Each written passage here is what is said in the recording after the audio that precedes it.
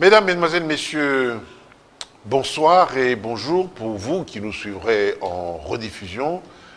Très heureux que vous ayez répondu nombreux, que vous ayez donné des remarques, que vous ayez souhaité venir participer à cette émission.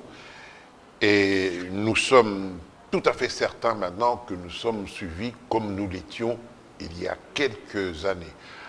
Bonjour aussi à nos amis de Brazzaville qui nous ont fait la gentillesse de nous appeler là aussi nombreux.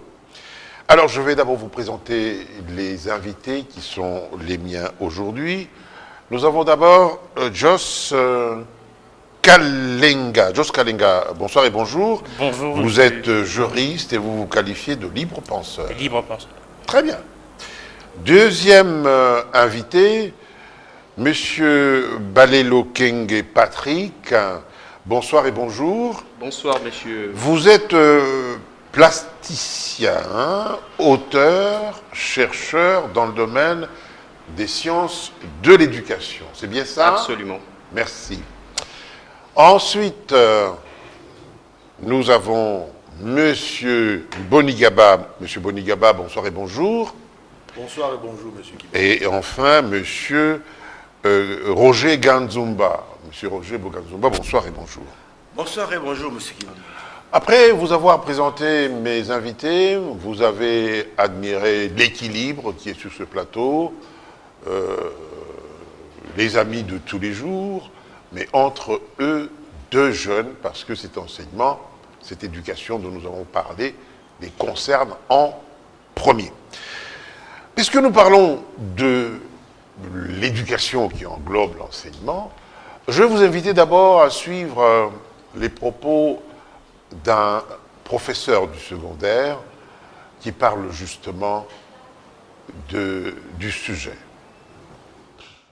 Le premier aspect, l'éducation dans le sens d'un foyer, ce n'est pas comme antérieurement.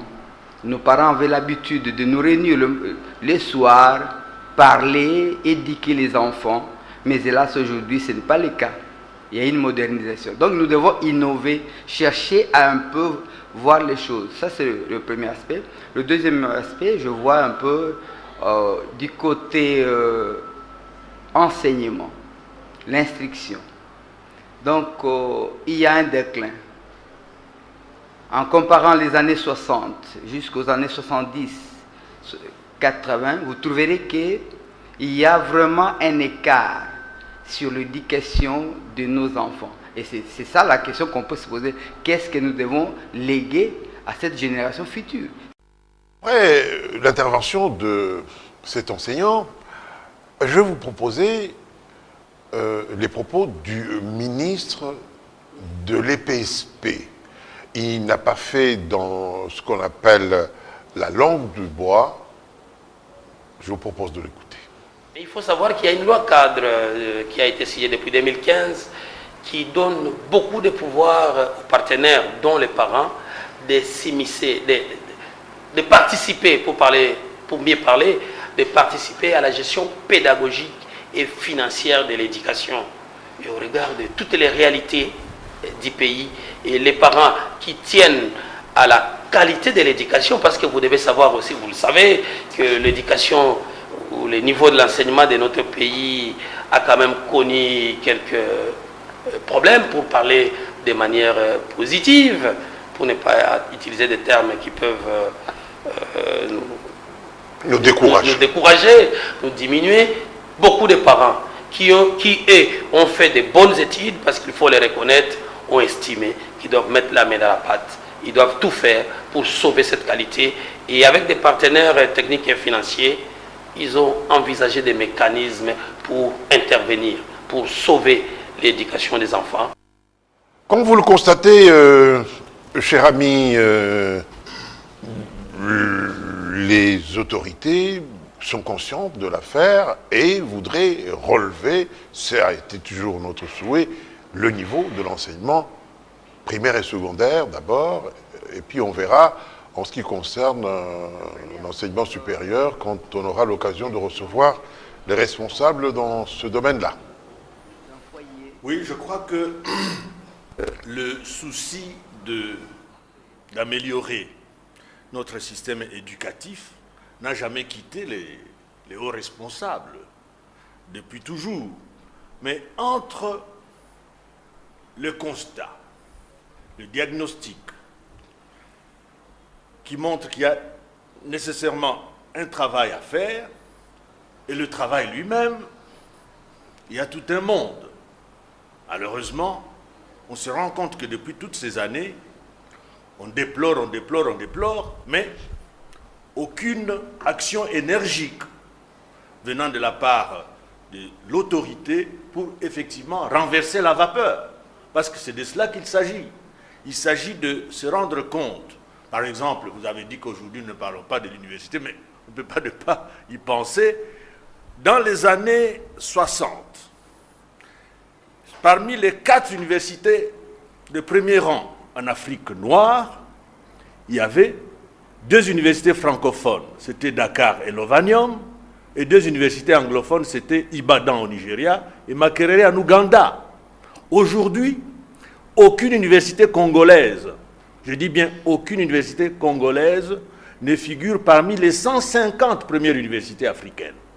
Donc là, manifestement, il y a un problème très sérieux. On ne peut plus continuer seulement à dire oui, ça va pas, il faut qu'on fasse. Il faut le faire maintenant. Il faut passer à l'action, il faut le faire. Merci, Modeste Bonigaba. Vous pensez la même chose, monsieur Ganzumba? Oui, en faisant un peu d'histoire, Oui. un peu de rétrospective. Je suis attentivement les émissions de Maître Louaka, qui est ministre actuellement en fonction. Il anime une émission dans des télévisions d'autres chaînes.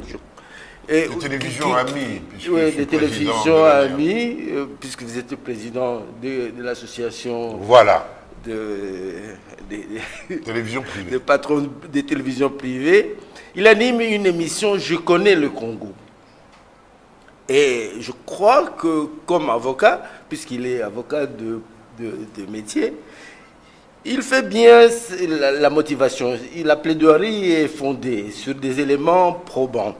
Et qu'est-ce que j'ai retenu de ce qu'il a dit? C'est que avant 1955, à l'époque coloniale, l'enseignement était un monopole de l'Église catholique pour les Belges. Et ils se sont fait accompagner accessoirement par les protestants qui étaient d'obédience anglophone. Mais quelles étaient les missions de l'enseignement à cette époque-là? D'après moi, c'était l'Église privilégiait la formation du chrétien, puisque c'est l'Église, et puisqu'il avait reçu un privilège de la part de l'État, il essayait d'accompagner l'État colonial dans la formation des citoyens. C'est ainsi que, puisque les objectifs de la colonie étaient de faire des Congolais des auxiliaires, des accompagnateurs des dirigeants, ils ont excellé dans la production des auxiliaires. À l'époque, chez nous, au Bandundu par exemple, le niveau général après les primaires, c'était l'école moyenne. Donc, mais l'école moyenne formait ceux qui étaient, plus tard ça sera le collège de Kinyati, mais principalement c'était l'école moyenne, tout ce qui formait des commis ou bien des auxiliaires de l'administration. Il y avait même une école à Kinzambi qui s'appelait école d'auxiliaires. Donc c'était bien dit, il ne se cachait pas, il formait des auxiliaires. Alors vous voyez que le citoyen était voulu par l'administration coloniale et le chrétien était voulu par l'Église en général. Donc ils se sont évertués à produire des gens qui devaient être bons pour qu'ils aient la qualité et de chrétiens et de citoyens auxiliaires. C'était quelque part une commandite, comme on dit en économie. Donc c'était commandité, c'était voulu comme ça par l'administration coloniale. Mais ce qui se passe en 60, c'est que nous prenons l'indépendance, l'État est dirigé à partir de Léopoldville, et il n'y a plus de vision, il n'y a plus de commande qui est passée aux formateurs pour qu'on leur produise un type de citoyen. Or, ce n'était plus des auxiliaires qu'il fallait, c'était des décideurs qu'il fallait. C'était des gens qui prennent en commande, en main la destinée des choses. Ils n'étaient plus accompagnateurs des Blancs qui décidaient, ils devaient eux-mêmes être des décideurs. Et cette histoire-là, si vous regardez dans le détail, c'est que la mission a foiré sur tous les plans. D'abord, parce que sur le plan de citoyens, parce qu'il n'y avait plus de vision de la part du gouvernement des nationaux à ce moment-là, et de la part de l'Église, de toutes les manières, dans les années Mobutu, ont enlevé à l'Église cette formation, tout ça. Et puisque déjà, depuis le changement du gouvernement en Belgique en 1955, quand les socialistes sont arrivés au pouvoir, le Buisseret n'avait plus la même vision que ses prédécesseurs pour ce qui est de la formation du Congolais. Merci pour cet historique. Je vais passer la parole à Jos Kalega. Vous venez de sortir de l'enseignement supérieur, maintenant vous êtes juriste. Vous qui venez fraîchement de là, comment qualifier notre enseignement aujourd'hui, sans complaisance, sans trop de méchanceté non plus? Merci beaucoup, M. Kibambi. Je veux directement épouser les analyses de M. Gazomba.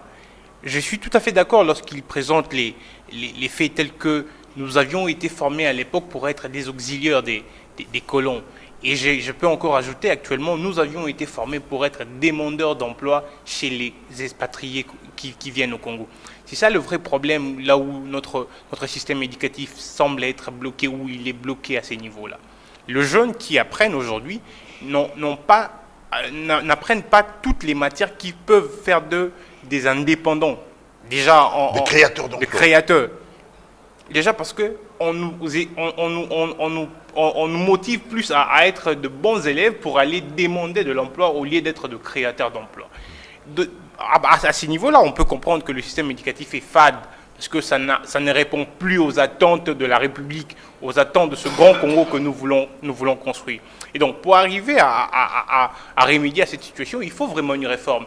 Bien sûr, certes, il y a eu quelques réformes après 60, mais les réformes n'ont pas touché la racine du problème, là où le problème est logé, là où le problème se trouve.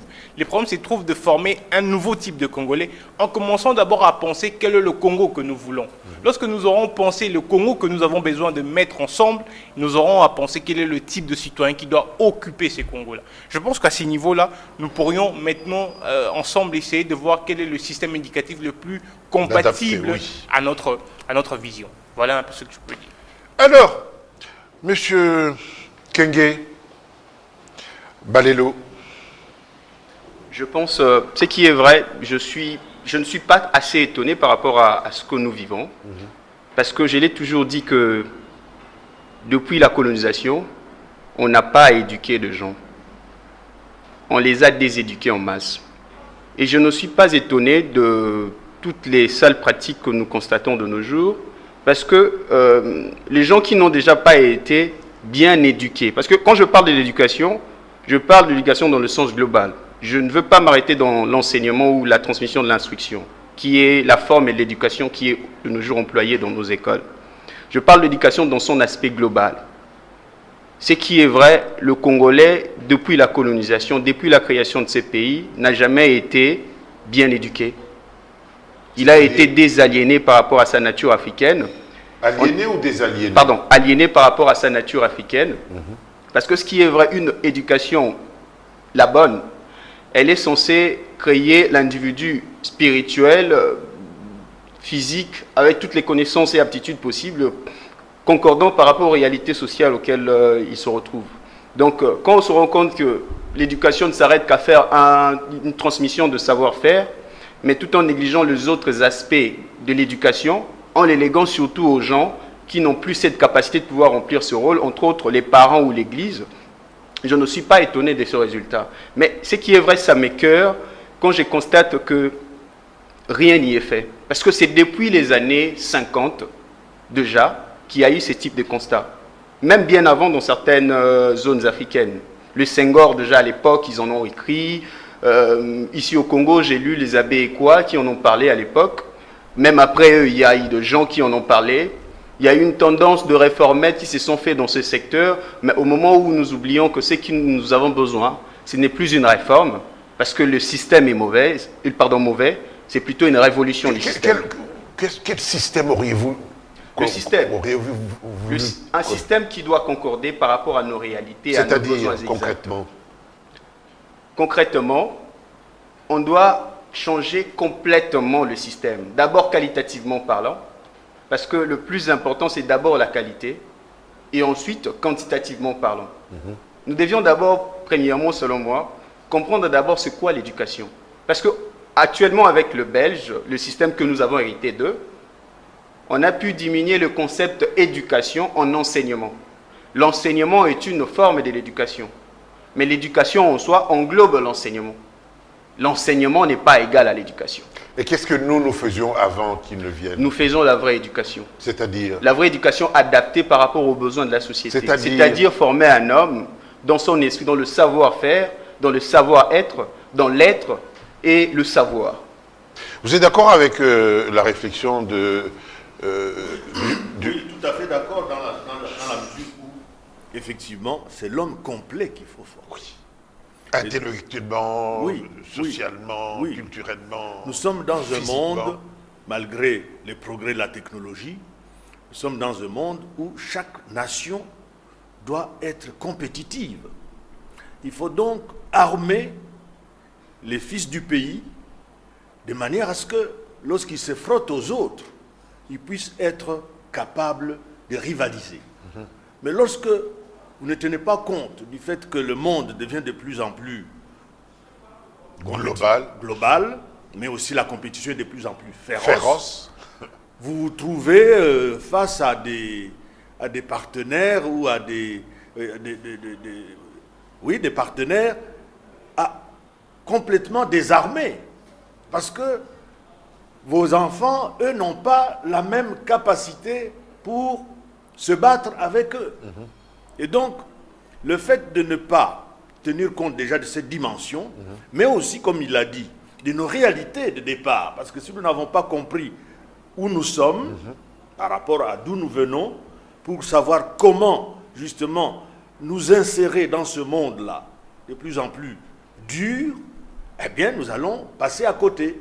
Nous devons donc bien nous connaître, savoir quelles sont nos lacunes actuelles, et nous dire, le Congo a vocation à être une grande nation au cœur de l'Afrique, mais aussi au niveau mondial.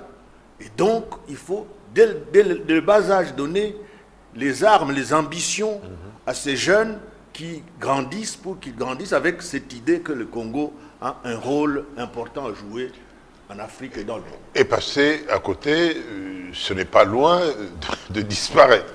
Mais, Monsieur Gazumba, votre commentaire. J'ai hautement apprécié ce que M.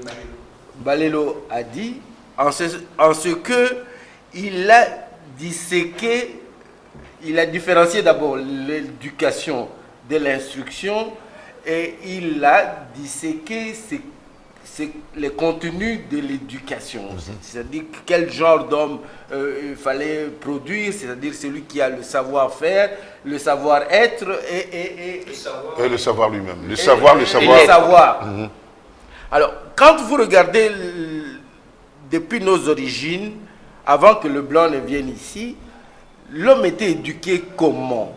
Dans le cadre du clan, où on lui enseignait qui il était et qu'est-ce que les clans avaient l'habitude de faire et comment on l'apprenait. On pouvait attendre de lui. Donc, le garçon apprenait essentiellement de son père et la fille apprenait essentiellement de sa mère qui elle-même était encadrée par les us et coutumes, comme on appelait cela. Donc, on était des hommes complets pour vivre dans le clan. Mais une fois que nous avons été amenés à nous déplacer vers la cité, vers la ville, quelque chose, vers l'état moderne, importés par les Blancs, etc., nous avons perdu nos racines, nous avons perdu les pédales à ce moment-là, parce qu'en ville, nous étions d'abord dépaysés. Les jeunes n'étaient plus formés pour répondre aux aspirations du clan qu'il avait quitté, qu'il ne connaissait même peut-être pas, et l'accès aux exigences de la modernité, donc de l'État tel que les Blancs le voulaient, n'était pas forcément voulu de la même manière pour les gens. C'était à celui qui se pliait le plus, etc., etc.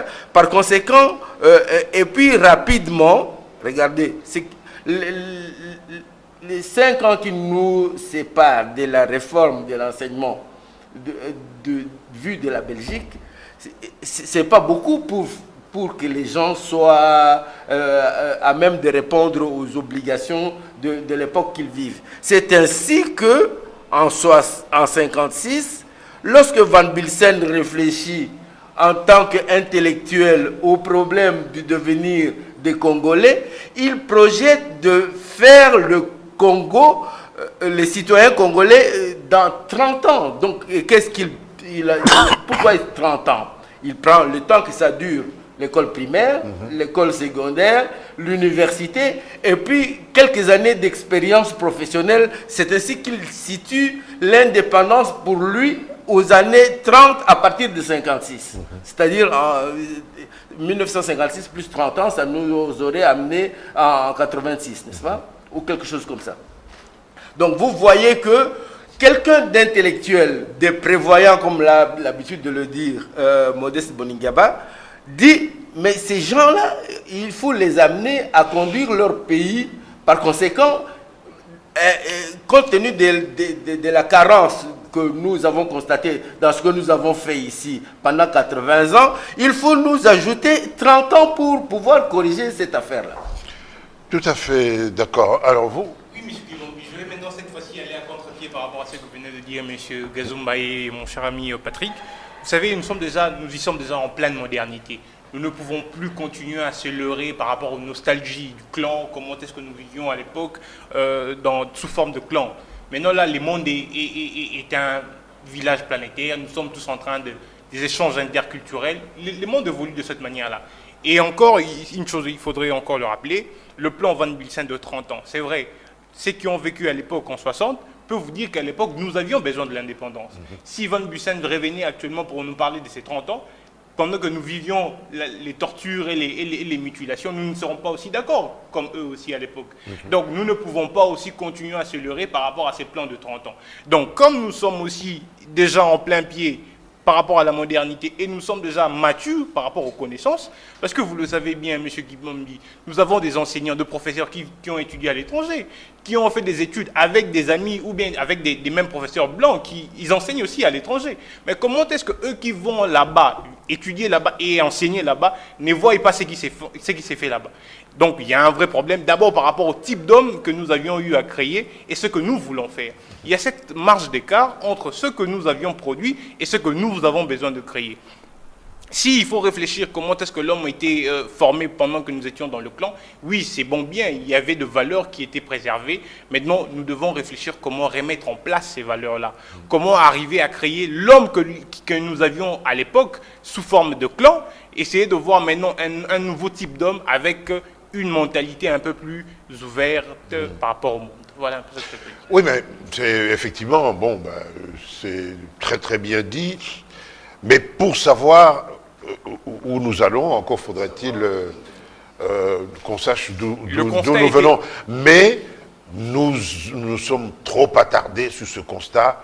Maintenant, pour parler comme M. Boningaba, il faut faire ce saut qualitatif que nous appelons de tous nos voeux. N'est-ce pas? Absolument. Absolument. Moi, je souhaiterais bien ajouter par rapport à ce que M. Joss a dit.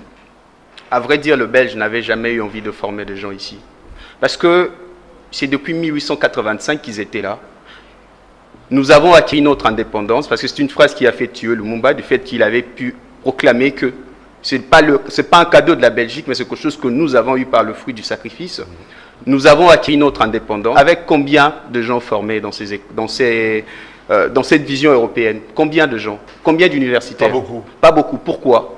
Ils avaient le moyen, ils avaient toutes ces capacités de pouvoir faire, mais ils ne l'ont jamais fait. Mais ce n'était pas dans leur objectif. C'était pas dans leur objectif. Donc, ce qui veut dire, ce projet de 30 ans, je trouve que c'était un leurre, au fait. C'était quelque chose que je ne peux même pas en parler. Mais si je veux encore revenir par rapport à ce qu'il a dit, il n'est pas si mauvais de revenir dans le passé. Parce que pour avancer, on ne peut jamais avancer sans comprendre exactement le problème.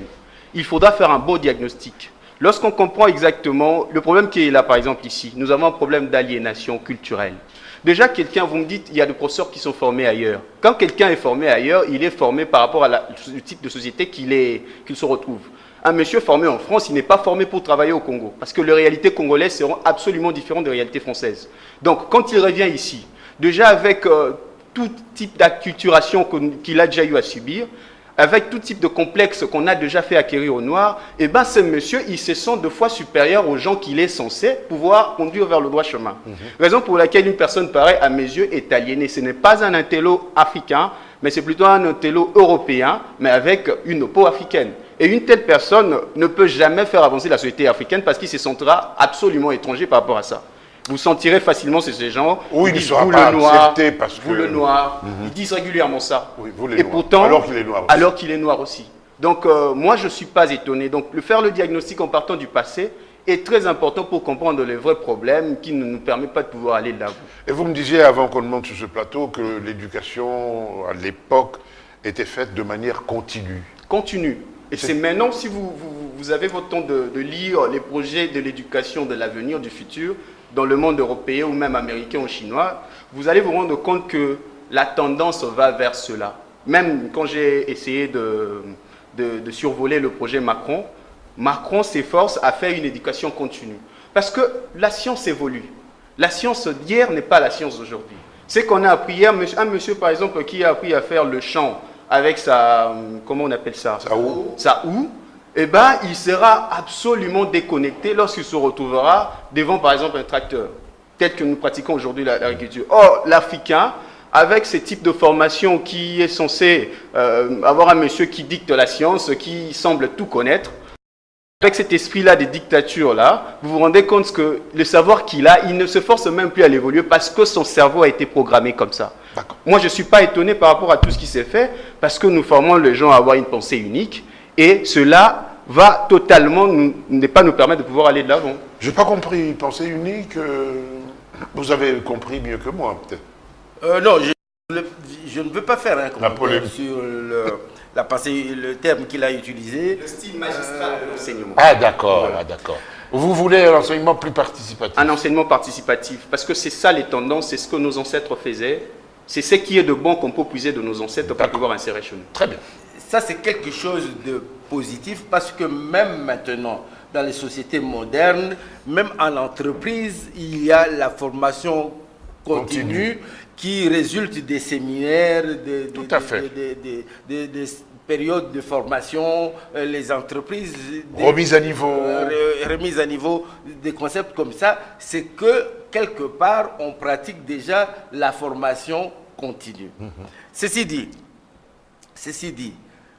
par rapport à ce que le jeune juriste disait, si nous faisons l'histoire, c'est pour arriver à la conclusion que nous sommes dans l'obligation de réformer notre enseignement pour créer le citoyen qui convient à notre État dans cette période que nous vivons.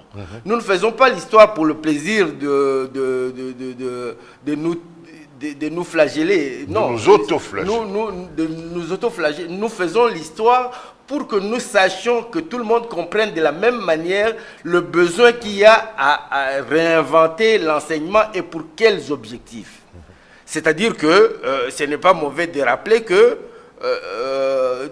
à l'époque, ce que l'homme congolais était bon pour son clan, mais il y avait une façon de faire les choses qui l'amenait à ce niveau-là, et que avec l'arrivée de la colonisation en 1885, on nous a soustrait de ce cheminement pour nous amener dans un autre cheminement. Que nous ne comprenions pas nécessairement. Que nous ne comprenions pas, dont nous n'avions pas maîtrisé les outils non plus. C'est-à-dire que maintenant, vous serez d'accord avec moi que vous avez dit vous-même que les professeurs qui enseignent ici, ils sont formés dans les moules de la société autre que la nôtre. La Chine l'a fait, mais elle s'il vous plaît, c'est moi qui donne la parole. La jeunesse veut l'arracher. On n'arrache pas comme ça la parole sur un plateau de télévision. La Chine l'a fait, mais en gardant un cadre pour adapter les connaissances venues d'ailleurs. Le cadre chinois, la culture chinoise, même la religion chinoise, elle existe. Le shintoïsme, c'est-à-dire que les Chinois ne veulent pas devenir forcément chrétiens pour se développer en Chine. D'accord. Alors vous voyez qu'il y a une nécessité à inventer l'enseignement pour nous donner... Vous parlez des professeurs qui existent, des étudiants qui ont terminé, des jeunes cadres que vous êtes. Mais pourquoi nous déplorons toujours le manque de résultats dans notre société? C'est le constat qui nous fait dire que ce qui est fait n'est pas bien fait. Le diagnostic n'a pas été fait non plus. Monsieur Mbonigaba. Oui, ben je suis heureux d'avoir les deux jeunes co-débatteurs parce que non seulement ils ont un bon niveau qui permet effectivement de nous enrichir mutuellement, mais aussi ils comprennent très bien de quoi nous parlons. Notre ami Balelo a eu raison de dire que il faut, comme nous avons fait plusieurs émissions là-dessus, malheureusement peut-être qu'il n'a pas suivi ces émissions sur la remise en question, parce qu'effectivement il s'agit de cela. Il s'agit de constater que nous avons fait fausse route jusque maintenant et que nous aurions dû, déjà en 60, comme Mabika Kalanda l'a suggéré, nous remettre en question. Pour ne l'avoir pas fait, nous avons en quelque sorte perdu toutes ces années à faire un peu du cabotage sans avoir un cap où nous allons, effectivement, nous savons que c'est ça ce que nous voulons. Donc aujourd'hui, lorsque nous échangeons, c'est pour amener les autres qui nous regardent, qui écoutent, qui eux n'ont peut-être pas encore pris conscience de la gravité de la situation, qu'il est grand temps de réagir et de prendre une fois pour toutes le bon cap. Donc c'est cela l'objet de nos émissions ici, c'est pour cela que nous nous retrouvons. Donc maintenant nous devons peut-être nous demander comment faire en sorte que cette éducation qui est allée un peu à volo puisse revenir sur les fondamentaux et sur le droit chemin. Je crois que c'est de cela que nous devons parler ici. Tout à fait. Et quand vous avez annoncé la poursuite disons, du thème de la fois dernière, je me suis dit, tiens, peut-être ce sera l'occasion maintenant de dire que sur quoi nous devons construire ce nouveau système. Parce qu'il n'y a pas que du mauvais dans ce qu'on a connu. Je me souviens par exemple que quand on était aux humanités, c'est-à-dire la décennie 60, les chefferies, donc les collectivités locales, prenaient encore en charge le frais scolaire des élèves, disons, dont les parents n'étaient pas capables de faire face à ces frais-là, mais aussi qui avaient, disons, fait montre d'intelligence. Donc, si nous voulons aujourd'hui construire sur du social, nous devons déjà montrer que nous n'allons pas sacrifier l'excellence. La formation de masse, pourquoi pas, mais pas au prix de la destruction de l'excellence. Parce que le monde moderne, on a dit que c'est la première richesse d'un pays, d'une nation, ce sont les qualités d'homme. Voilà. Donc, si nous perdons de vue que le cuivre, le diamant, le cobalt, tout ça va finir un jour, et que la seule richesse qui va nous rester, ce sera la richesse des hommes et des femmes qui constituent ce pays, alors à ce moment-là, nous n'aurons que nos yeux pour pleurer. Voilà. Nous devons donc nous dire, faisons en sorte que les meilleurs d'entre nous, dès le départ, soient repérés et soient suivis de façon oui, ça, c'est particulière, sans oublier que les autres aussi doivent bénéficier d'une formation de base. Ça, c'est très important, c'est parce très que important. Généralement, il y a cette phrase défaitiste, Yomoto Kubongi Samboka. Quand vous voulez rectifier un peu le tir, oui, un télo, est-ce que c'est toi qui vas... Ça, c'est des phrases qu'il faut extirper, qu'il faut sortir de notre réflexion. Voyez-vous, on n'a plus beaucoup de temps. Chacun va se contenter d'une minute pour essayer de chercher la conclusion. Je vous donne à vous, Balélo. En conclusion, je dirais, on a beaucoup pleuré, on pleurera encore si on n'arrive pas exactement à savoir où nous voulons aller. Parce on passe trop de temps à pouvoir murmurer par rapport à ce que nous constatons. Mais je dirais de manière un petit peu platonique que par rapport à l'éducation future, il n'y a que deux choses dont nous avons plus besoin. Suffisamment de racines et des ailes. Le reste ne serait que superflu. C'est déjà le titre d'une émission, Racines des ailes. Encore une fois, un esprit... C'est tout ce que nous avons besoin. À l'extérieur. C'est tout ce que nous avons besoin. Non, les savoirs n'ont pas de couleur, au fait. Racine, vous voulez dire racine? Par racine, je veux dire, l'éducation doit être en mesure de pouvoir enraciner quelqu'un par rapport à son milieu. D'accord. Et deuxièmement, de zèle, l'éducation devait permettre à ce que l'esprit de gens soit libéré. Ne plus quadriller la pensée de quelqu'un par rapport à une façon de penser, ne plus le conditionner comme ça, mais libérant l'esprit des enfants. C'est ça, les ailes, au fait. Très bien. Monsieur Gazouba. Oui, souvent nous ne désignons pas le coupable. Nous sommes dans une situation, il y a certainement des coupables. Et il y a des accusés. Et les accusés doivent comprendre que ce n'est pas une accusation en l'air, gratuite. Quand on regarde la cotation des universités étrangères, maintenant, les critères pour mettre une université avant une autre, on regarde dans les anciens combien de prix Nobel il y a dans ceci, dans cela, combien de brevets il y a dans que telle université ou telle autre a produit. Donc aujourd'hui, nous pensons que aussi combien de publications combien de publications de la part de professeurs ordinaires, etc. Puisque c'est ça qui fait qu'on soit titulaire des chaires et ce n'est pas politique, ce n'est pas le résultat d'un certain clientélisme.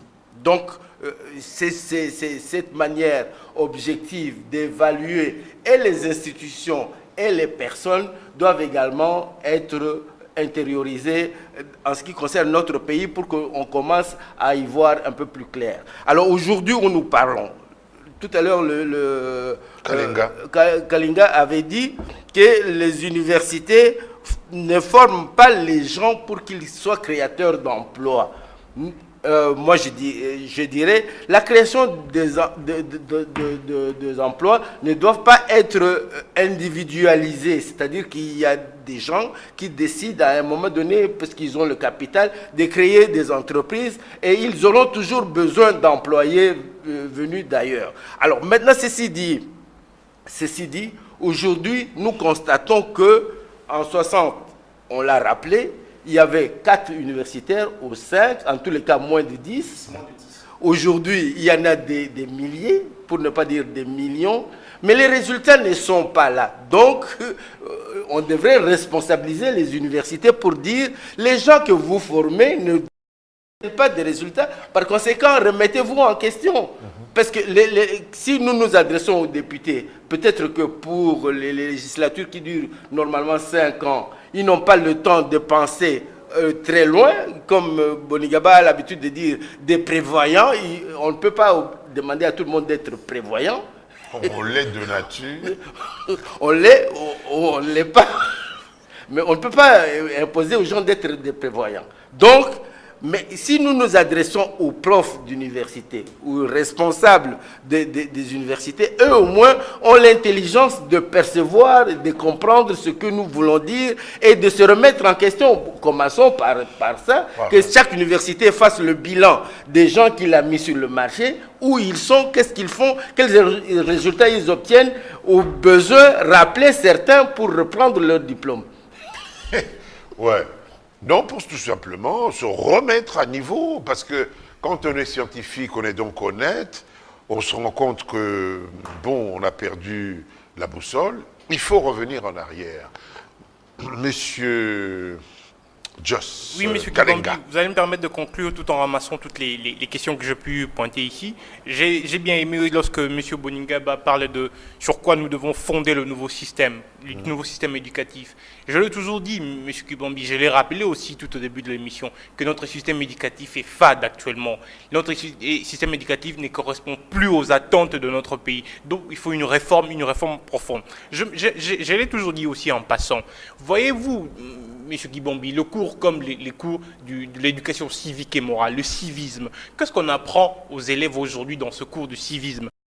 Le civisme aujourd'hui ne permet pas aux enfants ou aux élèves d'acquérir ces sentiments patriotiques, d'avoir le goût d'aimer son pays. C'est ça là où on doit arriver à toucher, parce que les vrais patriotismes se fondent aussi à partir de ce cours-là. J'ai du mal lorsque vous avez un élève qui vient de finir, il peut bien vous relater l'histoire de Bonaparte, il peut bien vous rappeler l'histoire de Pharaon. Est-ce qu'il y aura aussi la même capacité de vous parler de Lumumba, de vous parler de Kimbangu, de vous parler de beaucoup de ce genre-là qui ont fait l'histoire de ce pays? Je ne pense pas, peut-être. Je parle aussi de classement des universités. Quand il y a eu la première publication, j'étais encore sur l'université à l'UNIKIN. C'était aussi pendant l'époque où l'université de Kinshasa avait totalisé 50 ans. Il n'y avait eu aucune manifestation, aucune, monsieur Kibambi, qui rappelait pour nous aider à se ressaisir et à penser qu'est-ce que nous devons faire de l'université. Aujourd'hui, j'ai du mal, peut-être parce que je suis sorti de là, mais c'est que je laissais là-bas. J'ai vraiment besoin que ceux qui sont encore là-bas prennent conscience de là où va le pays. Merci. Très bien. Cher ami, Oui, je Bonigaba, crois que nous avons- vous avez soufflé un bon coup là. Oui, Eh ben, parce qu'on est nombreux, ça permet de Oui. récupérer. Et nous sommes en train de conclure là. Oui. Et peut-être que c'est une conclusion provisoire. Provisoire. Votre spectateur risque d'exiger qu'on puisse Ah, continuer la absolument. prochaine fois parce que le sujet est tellement vaste et intéressant que on pourrait certainement y revenir la prochaine fois. Conclusion intermédiaire. Alors, je dis que la première richesse d'une nation, ce sont c'est citoyen. ses ressources humaines, ses citoyens. Et donc, investissons davantage dans l'homme. Si aujourd'hui, comme vient de le dire notre ami Joss, on a l'impression que finalement, on reste toujours à la marge, on ne s'attaque pas vraiment à l'essentiel, c'est parce que il faut d'abord réformer la société pour la rendre plus exigeante envers elle-même.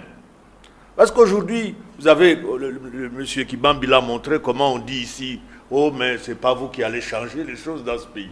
Donc tout le monde est résigné, tout le monde est prêt à accepter que bon, ça continue comme ça, et ça c'est très grave. Très très Il grave. faut d'abord commencer par redonner confiance à tous les Congolais qui se rendent compte qu'effectivement, c'est ça notre problème et que nous devons nous réveiller. Parce que c'est comme si on était endormis. Ah ouais. Si nous ouvrions les yeux et nous voyions le monde tel qu'il est, nous allions découvrir que nous sommes gâtés par la nature. Nous n'avons aucune excuse pour ne pas être parmi les premiers. Tout à fait. Donc, faisons en sorte que, avec nos émissions, mais avec d'autres mécanismes, nous arrivions à ouvrir les yeux de tous les Congolais pour qu'ils comprennent qu'effectivement, ils sont jusqu'à présent endormis. Mesdames, mesdemoiselles, messieurs, je vois mon ami Belelo en train de regarder sa montre. Oui, ça va très vite. Alors peut-être un appel pathétique en direction des enseignants pour rappeler un petit peu ce que Kalenga nous a dit, qu'est-ce que vous faites pour que les enfants aient envie de vous ressembler? Est-ce que vous y mettez de la passion quand vous dispensez vos cours? C'est très important pour réveiller les enfants et c'est regrettable qu'un enfant qui vient de sortir 2 ans à peine de l'école puisse se dire notre enseignement est fade. Parce qu'il n'y a pas des gens qui les fanatisent par rapport notamment au civisme. On parle de Lumumba comme si on parlait de... Alors que nos amis de l'Afrique de l'Ouest, ça je l'ai remarqué, quand ils vous parlent de Sundiata, ils vous parlent avec fierté, avec responsabilité, avec connaissance, avec fanatisme. En sorte que, quand ils ont terminé le discours, ceux qui les écoutent se disent, véritablement, il faut peut-être suivre Sundiata et les autres, bien entendu.